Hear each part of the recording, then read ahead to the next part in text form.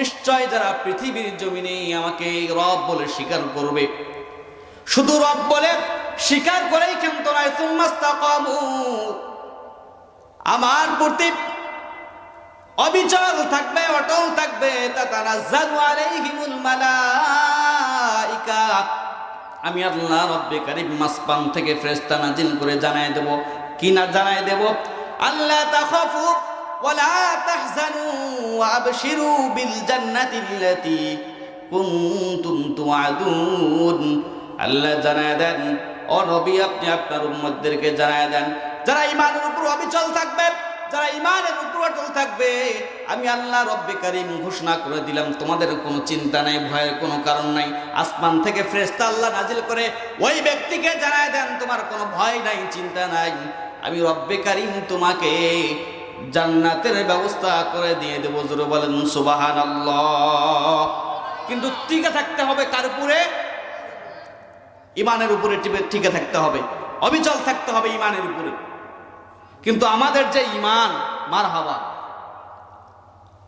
ঈমানটা থাকতে হবে শিরক মুক্ত, ঈমানটা থাকতে হবে বিদআত মুক্ত। ঈমানের ভিতরে কোনো প্রকার কম বেশি করা যাবে না। আমাদের সমাজে এমনও ব্যক্তি আছে যারা নামাজ পড়ে ঠিক, আবার তলে তলে সুদের ব্যবসাও করে, এমন ব্যক্তি আছে না নাই? হজ করে ঠিক, অথচ ছেলের বিয়াতে যৌতুকের অভাব নাই, যার কাছে বেশি টাকা পায় সেখানে বিয়ে দিয়ে দেয়। কথা বলেন ঠিক কিনা? অনেক ব্যক্তি আবার আছে হজ করে ঠিক, হজ করে এসে আবার গ্রামে এসে আবার হাজি সাহেব লাগায় দেয়। তারা হজ করে শুধুমাত্র আল্লাহকে দেখানোর জন্য নয়, তারা হজ করে মানুষকে দেখানোর জন্য।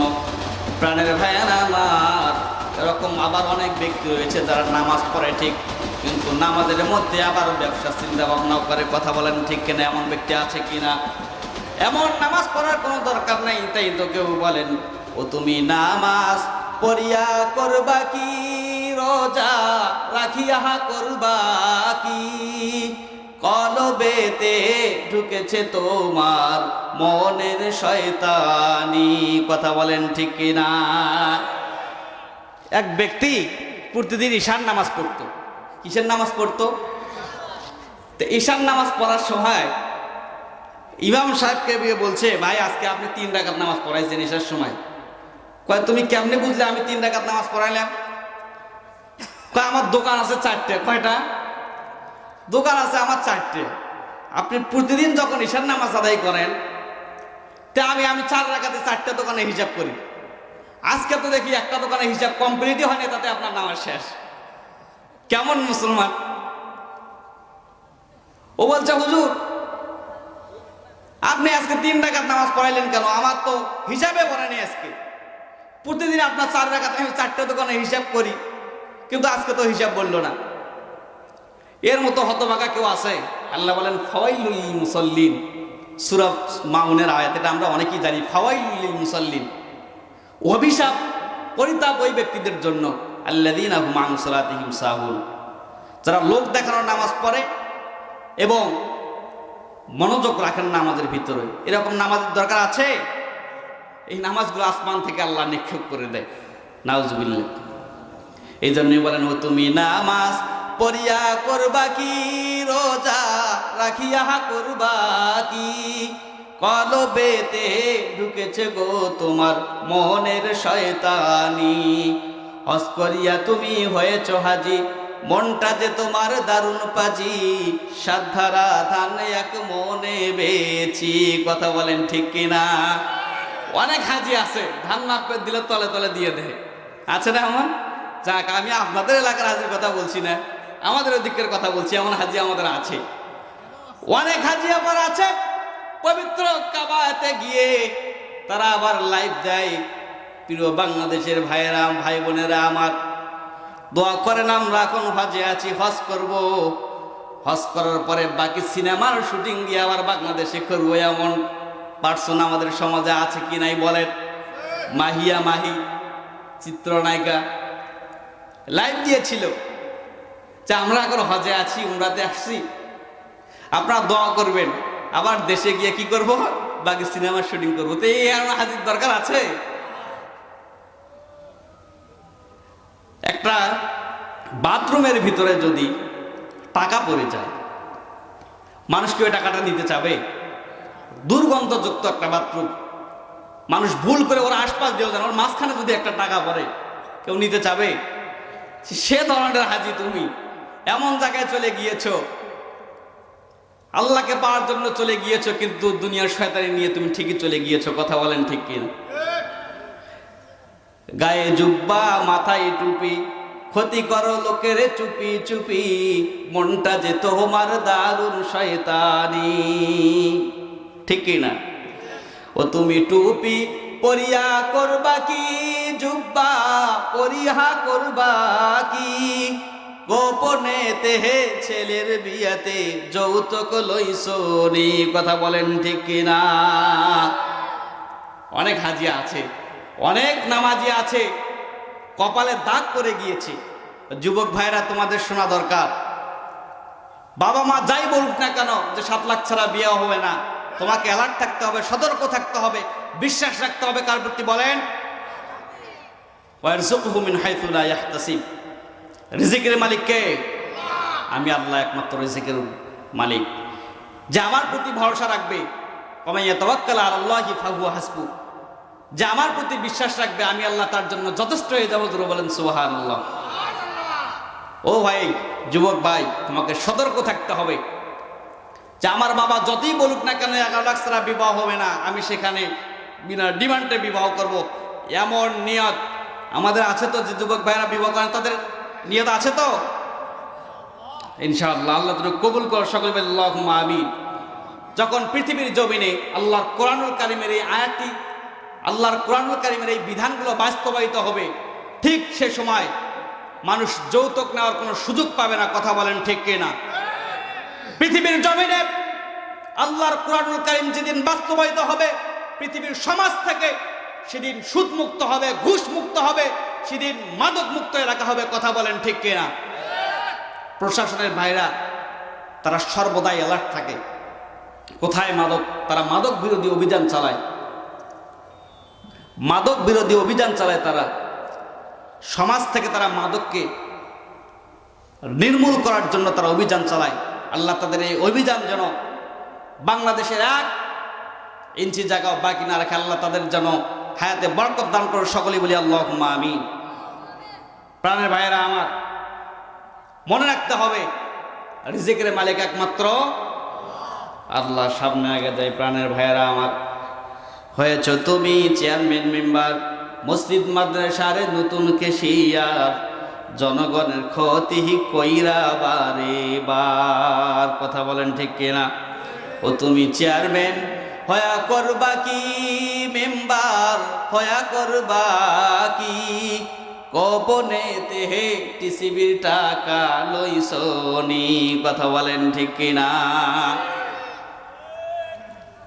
প্রাণের ভাইয়েরা আমার, এমন চেয়ারম্যান মেম্বার হওয়ার দরকার নাই যারা গরিবের কাছ থেকে রাতের বেলা ঠিক দিনের কোনো এক মুহূর্তে গিয়ে তাদের কাছ থেকে তলে তলে টাকা নেয়। এমন দরকার আছে, এমন লোকের দরকার সমাজে আছে। আল্লাহ যেন বাংলাদেশের প্রতিটা চেয়ারম্যান মেম্বারদেরকে এ সকল অবৈধ কাজ থেকে হেফাজত করো। সকলেই বলি আল্লাহুম্মা আমিন। প্রাণের ভাইয়েরা আমার, ইমানের উপর টিকে থাকতে গেলে, ইমানের উপর বিশ্বাস রাখতে গেলে ইমানটা থাকতে হবে মজবুত। কি থাকতে হবে? ইমানের উপর যখন আপনি টিকতে যাবেন, অবশ্যই আপনার প্রতি বাধা আসবে, বিপত্তি আসবে। আপনার প্রতি বাধা আসবে, বিপত্তি আসবে। কেমন বিপত্তি আসবে আল্লাহ এটা কোরআনুল কারীমের ভিতরে জানিয়ে দেন। وَإِذْ يَمْكُرُ بِكَ الَّذِينَ كَفَرُوا لِيُثْبِتُوكَ أَوْ يَقْتُلُوكَ أَوْ يُخْرِجُوكَ وَيَمْكُرُونَ وَيَمْكُرُ اللَّهُ وَاللَّهُ خَيْرُ الْمَاكِرِينَ।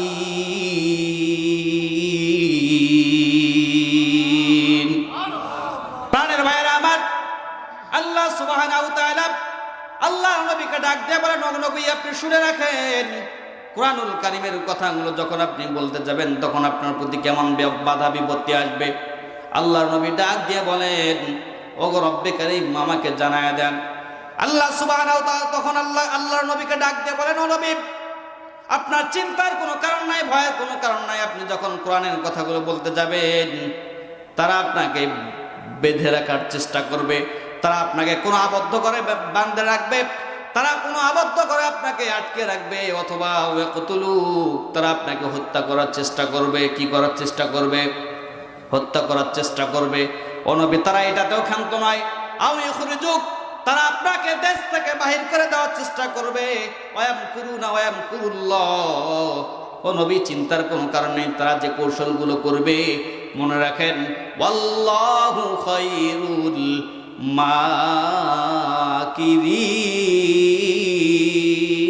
মাকিরিন। জোরে বলেন আল্লাহু আকবার। ও নবী, আপনি মনে রাখেন, আমি আল্লাহ তাআলা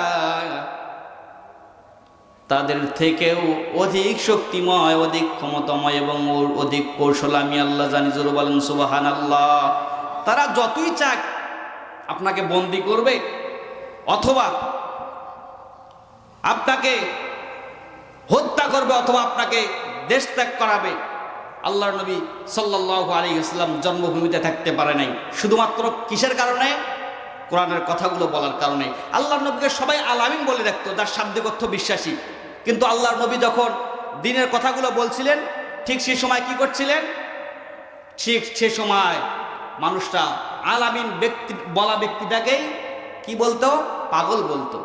সম্মানিত ভাইয়েরা, আল্লাহর নবীকে সাহাবাকরাম কতটুকু মহব্বত করত এবং কত সম্মান করত, এবং তার কতটুকু আদর্শ বাস্তবায়ন তারা তাদের জীবনে করত। ইতিহাস লক্ষ্য করলে দেখতে পারি, আল্লাহর নবীর কোন এক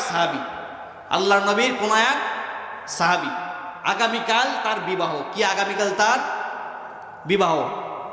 আগামীকাল তার বিবাহ। হঠাৎ করে যুবক ভাইরা, বিশেষ করে তোমাদের জন্য এই ঘটনাটা খুব প্রয়োজন, মনোযোগ দিয়ে রাখেন, মনোযোগ দিয়ে এই ঘটনাটা শোনেন। হয়তো বা এমন হতে পারে এই ঘটনার দ্বারা আপনার জীবনটা পরিবর্তন হতে পারে।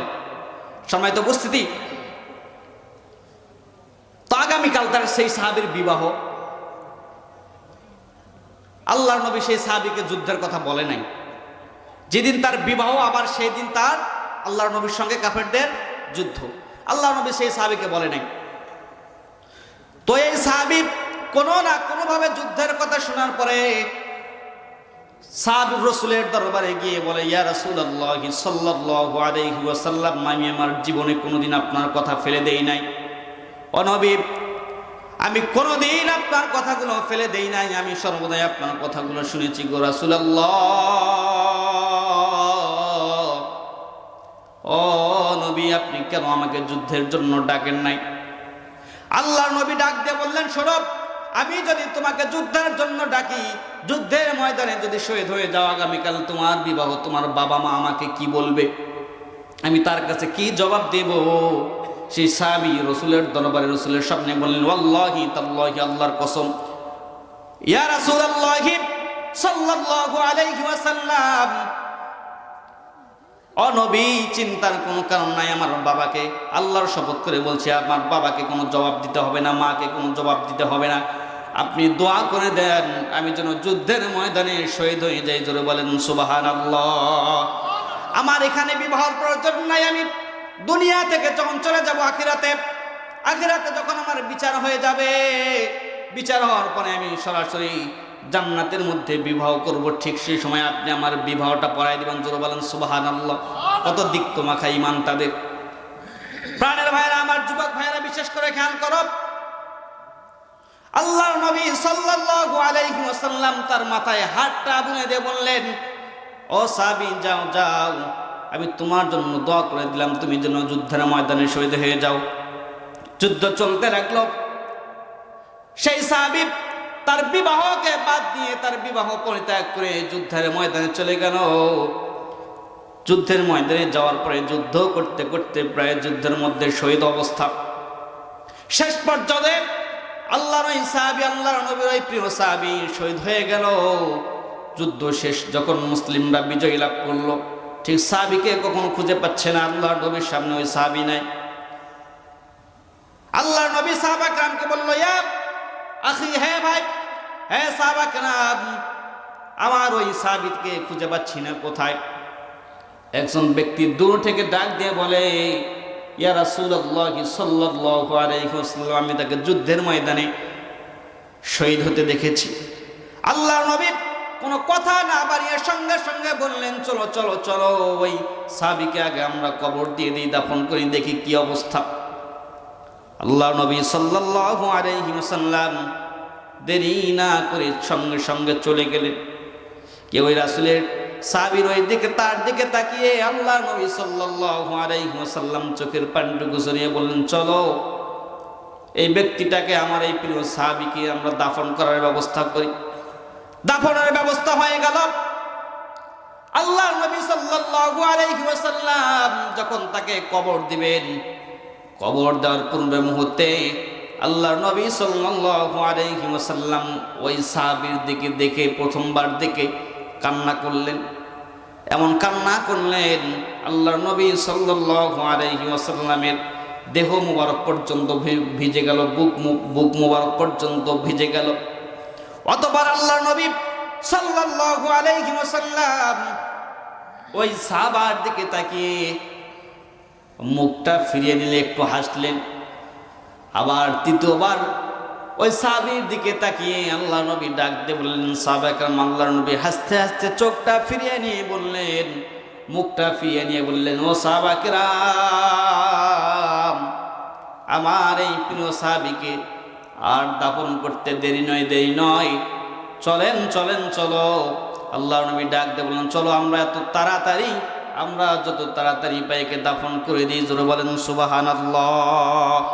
তো সাহাবা کرام জিজ্ঞেস করল, ইয়া রাসূলুল্লাহ সাল্লাল্লাহু আলাইহি ওয়াসাল্লাম, আপনি কি কারণে ওই সাহাবীর দিকে দেখে প্রথমবার আপনি চোখের পানি ফেললেন, দ্বিতীয়বার আবার কি কারণে তার দিকে দেখে মুখটা ফিরিয়ে নিলেন, আবার তৃতীয়বার কি কারণে আপনি হাসতে হাসতে বললেন তাকে তাড়াতাড়ি দাফন করে দিতে হবে, ঘটনাটা কি? আল্লাহর নবী বললেন, ও সাহাবা کرام, মনে রাখো, আমি দেখছিলাম প্রথমবার যখন আমি তার দিকে তাকিয়ে দেখলাম, আমার অন্তরটা ভরে গেল। অন্তরটা ভরে যাওয়ার কারণে নিজেকে কন্ট্রোল করতে পারছিলাম না, ঠিক সে কারণে আমার চোখ থেকে পানি বেরিয়ে গিয়েছে। দ্বিতীয়বার আমি কেন তার দিকে তাকায় হাসলাম তোমরা কি জানো? আমি দেখতেছিলাম আল্লাহ তার জান্নাতের চূড়ান্ত ফয়সালা করে দিয়েছে। জোরে বলেন সুবহানাল্লাহ। শুধু তাই নয়, আমি দেখছিলাম জান্নাতের হুররা তার দিকে আসছিল। জোরে বলেন সুবহানাল্লাহ। আবার ডাক দিয়ে বললেন, ইয়া রাসূলুল্লাহ, তাহলে তৃতীয়বার আপনি কেন হাসতে হাসতে মুখটা ফিরিয়ে নিলেন? কি ভাই, আপনারা উঠছেন কেন? প্রাণের ভাইরা আমার, শুনে রাখেন, তৃতীয় নম্বর যেই কারণটি আল্লাহর নবী ডাক দিয়ে বললেন, সাহাবায়ে কেরাম একটু ধৈর্য ধরো, আমি তোমাকে একটু পরে জানাই দেব। আল্লাহর নবীর সমস্ত সাহাবায়ে কেরাম ধৈর্য ধারণ করলেন এবং পরবর্তীতে আল্লাহর নবী সাল্লাল্লাহু আলাইহি ওয়াসাল্লামকে যখন জিজ্ঞেস করলাম, আল্লাহর নবী বললেন, তোমরা কয়েকটা দিন দেরি করো, আমি রব্বে কারীম আসমান থেকে আল্লাহ যখন এই ওহীটা আমাকে নাজিল করায় দিবেন, আমি তো জানি, তারপরও যখন নাজিল করায় দিবেন সঙ্গে সঙ্গে আমি তোমাদেরকে জানাই দেব।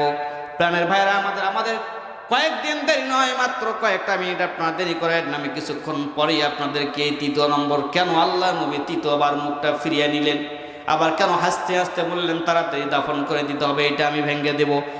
একটু আমরা আলোচনার দিকে আগে যাই। আল্লাহ বললেন, ইন্নাল্লাযীনা ক্বালু রাব্বুনাল্লাহ, যারা আমাকে রব বলে স্বীকার করে, সুম্মাস্তাকামু, অতঃপর তার উপর অবিচল থাকে, তাতানাজ্জালু, আসমান থেকে আমি আল্লাহ ফেরেশতা নাজিল করে দেই, তাতানাজ্জালু আলাইহিমুল মালাইকাতু, আসমান থেকে ফেরেশতা নাজিল করে আমি ওই সকল বান্দাদেরকে জানায় দেই, আল্লাহ তাখাফু, ভয় করো না, চিন্তা করো না, ওয়ালা তাহজানু, আবশিরু বিল জান্নাতিল্লাতী কুনতুম তুআদুন, আমি আল্লাহ তাআলা যাদের জন্য জান্নাত দেওয়ার ওয়াদা করেছি, আমি আল্লাহ তাআলা তাদেরকে অবশ্যই জান্নাত দান করব। জোরে বলেন সুবহানাল্লাহ। সম্মানিত উপস্থিতি, কিন্তু টিকে থাকতে হবে ইমানের উপর। ইমানের উপর যখনই আপনি টিকে থাকতে যাবেন, আপনি এই গ্রামের একজন মানুষ, আপনি যখন 5 ওয়াক্ত নামাজ সঠিকভাবে আদায় করবেন, কিছু সংখ্যক লোক আসবে, তারা খোঁচা মারবে আপনাকে, তারা খোঁচা মারবে। দেখ, সারা জীবন সিগারেট টানে বেড়ালো, সারা জীবন সুদ ঘুষ খায় বেড়ালো, আজকে মসজিদে হাজির সেজে গিয়েছে। পরিবর্তনটা কিভাবে, কখন আল্লাহর পক্ষ থেকে আসবে, সেটা একমাত্র কে জানেন? আল্লাহ। আমরা মানুষকে নিয়ে ব্যঙ্গ করি, এমনও হতে পারে সে ব্যক্তি আপনার চেয়ে আল্লাহর কাছে প্রিয়তম। জোরে বলেন সুবহানাল্লাহ। অসংখ্য অগণিত মানুষ রয়েছে যাদেরকে আমরা খারাপ নজরে দেখি, কিন্তু সেই ব্যক্তিগুলো দিন শেষে আল্লাহর কাছে প্রিয়। কথা বলেন ঠিক কিনা? সম্মানিত উপস্থিতি, আমাদেরকেও ঠিক রবের দরবারে এমনভাবে রবের প্রিয় হতে হবে, যেমনভাবে সাহাবা কেরাম হয়েছেন রবের কাছে প্রিয়। কথা বলেন ঠিক কিনা?